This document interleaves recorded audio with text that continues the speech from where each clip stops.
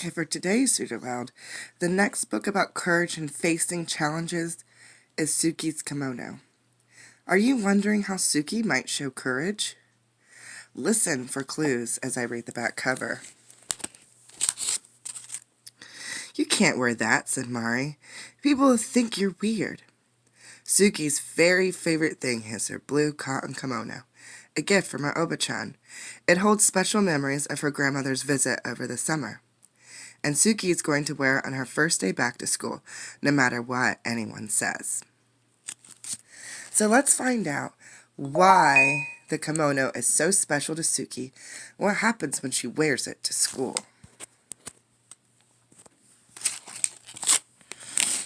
So Suki's Kimono by Cherie Ugaki and Stephanie Dorsich. Suki's Kimono. One interesting thing about this book is that it has a glossary in the beginning, and we know that nice glossaries are found in the back, but there are Japanese words that are used in this story. So some words that you hear are going to be gita, which are Japanese wooden clogs, kimono, which is a Japanese robe with wide sleeves, like in this picture, that's a kimono. Oba-chan is an informal word for grandmother. Obi is a kimono sash. You see this as a sash. That's considered a sash. We got samen, which is a fine needle, and taiko, which is a Japanese drum. And I'll remind you of those words as we read.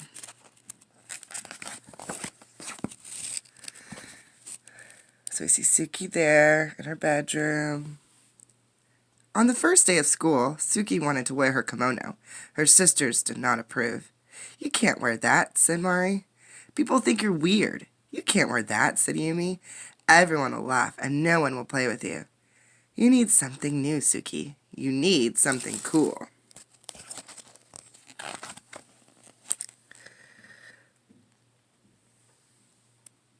But Suki shook her head. She didn't care for new. She didn't care for cool. She wanted to wear her favorite thing, and her favorite thing was her kimono. Suki's Oba-chan, her grandmother, had given her the kimono.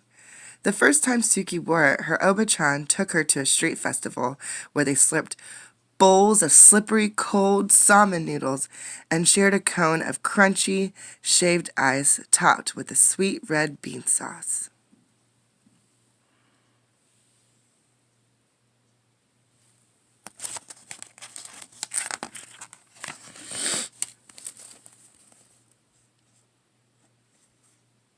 Uchi's coming to say hi.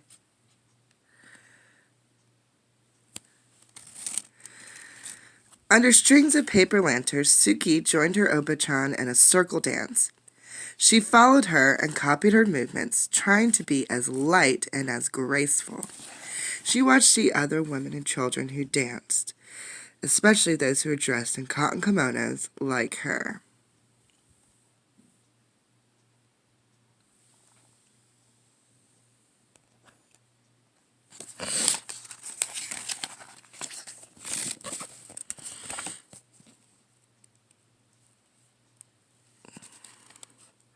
Later, Suki sat so close to the stage that when the taiko drummers performed, boom, boom, boom, she felt like she swallowed a ball of thunder, and her whole insides quaked and quivered. Before they left the festival, Suki and her Oba-chan stopped at the souvenir stand.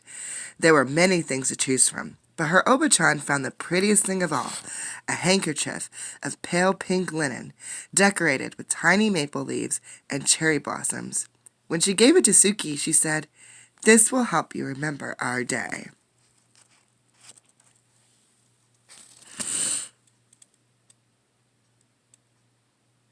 Do you see them sitting at the front, covering their ears because it's so loud?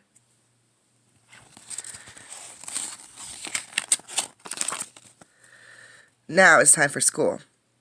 Mother checked Suki's obi one last time and took a picture of Mari, Yumi, and Suki together by the front steps. Then, as she watched, the three sisters made their way down the block to their school. Mari and Yumi stayed several paces ahead of Suki and pretended they didn't know her. Suki's sisters are pretending that they don't know her. What do you think about this?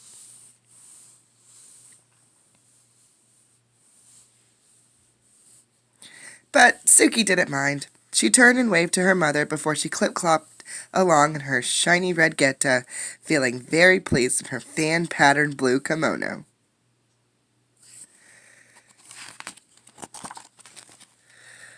Once in a while, Suki would lift her arms and let the butterfly sleeves flutter in the breeze.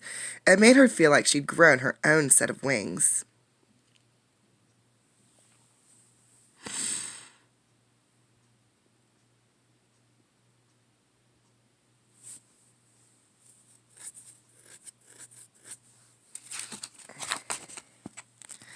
When they reached the school, Mari and Yumi hurried across the yard to a group of their friends. Suki stopped and looked around. Some of the children turned and stared at her, and others giggled and pointed at her kimono. But Suki ignored them. She took a seat on a swing. She took a seat on a swing to wait for the bell. A girl dressed in overalls, just like a pair Suki had at home, sat on a swing beside her. "Hi, Suki," said the girl. "Hi, Penny," said Suki. So, how is Suki showing courage so far in this story?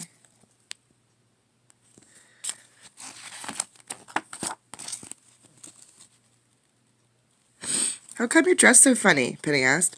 "Where did you get those shoes?" Suki lifted her feet off the sand and wiggled her toes. "I'm not just funny," she said. "My grandma gave me these shoes."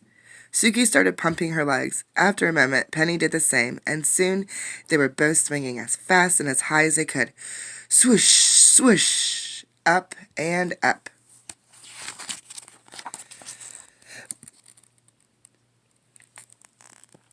When the bell rang, Suki and Penny jumped off their swings and ran to the gym for the first day assembly. Once they were finally taken to their new classroom, Suki chose a desk near the window. Penny chose a desk next to Suki. As they waited for everyone to find a seat, two boys in front of Suki turned and sniggered behind their hands. One of the boys reached over and snatched at Suki's sleeve. "Look at this," he said. "She's a bat."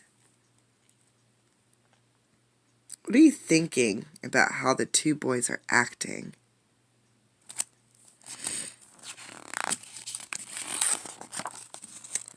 Suki felt her cheeks burn, but she did not respond. Instead, she concentrated on sitting up straight and tall, the way her Oba-chan always did. It was easy to do with an obi wrapped snug around her middle. Her obi was golden yellow, and in its folds, Suki had tucked away her pale pink handkerchief. "Welcome to the first grade," said the teacher.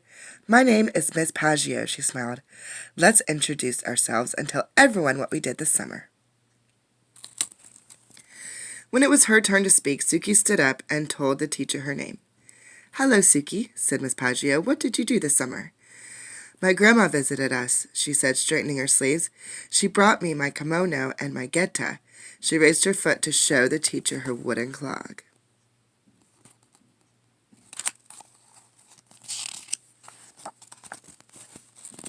Somewhere in the classroom, someone laughed, but Suki took a deep breath and continued. "The best thing was that she took me to a festival, and there were dancing girls dressed like me, and they danced like this." She took a few steps and swayed her arms sideways. See how all the students are watching her? They look pretty engaged.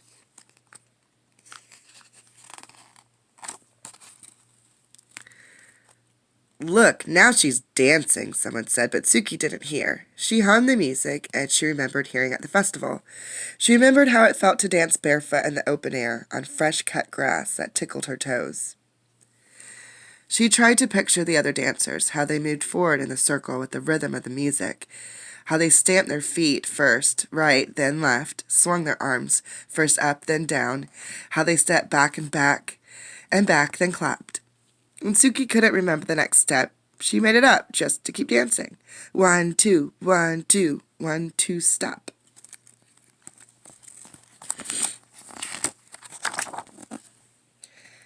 When she finished, the room seemed very quiet. Everyone was watching her. Suki sat down, wondering if she was in trouble.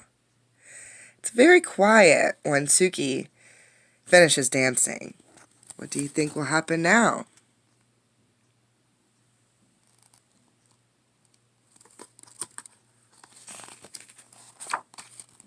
But Miss Paggio said, "That was wonderful, Suki," and she started to clap.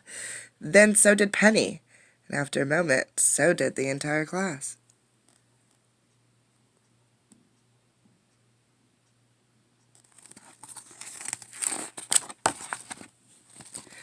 After school, as the three sisters walked home together, Mari and Yumi grumbled about their first day. "No one even noticed my sweater," said Mari. "No one even noticed my cool shoes," said Yumi.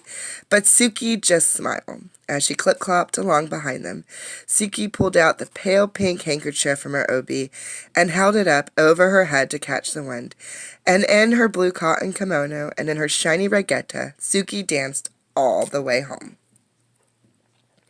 So how did Suki's courage help her have a better first day at school than her sisters? Do you think Suki did the right thing for her? Why? Now, I'm going to ask you a few questions about this book, and you can pause it so you can answer them, or you could respond right after I say it. Could this story happen in real life? The author made this up, so it is fiction. It could happen, right? So that would make it realistic fiction. Now think about, when did Suki show courage in the story?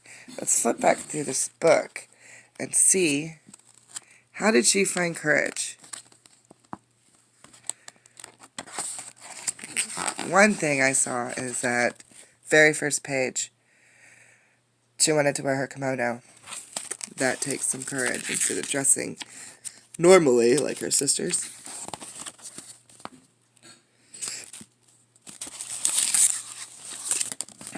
Walking to school in her kimono.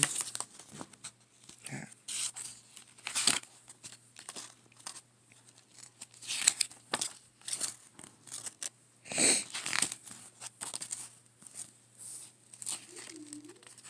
Also show courage by not responding to bullies. People were mean to you. That shows courage by not saying anything, not responding.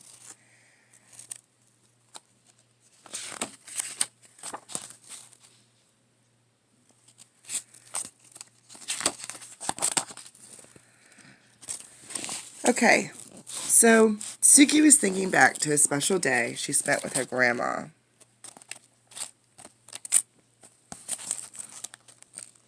How did thinking about that day help Suki when she was at school?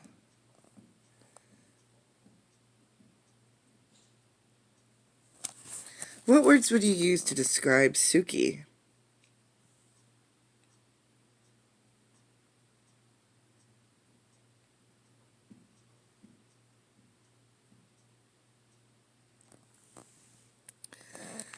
Now, what did the illustrations and the words show about the other characters? In what ways are these characters like real people? Think about how these characters are like real people.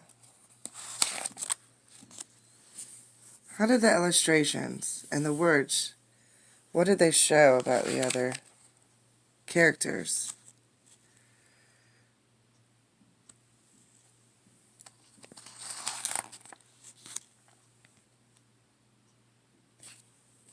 See, those are her sisters there. There's Penny.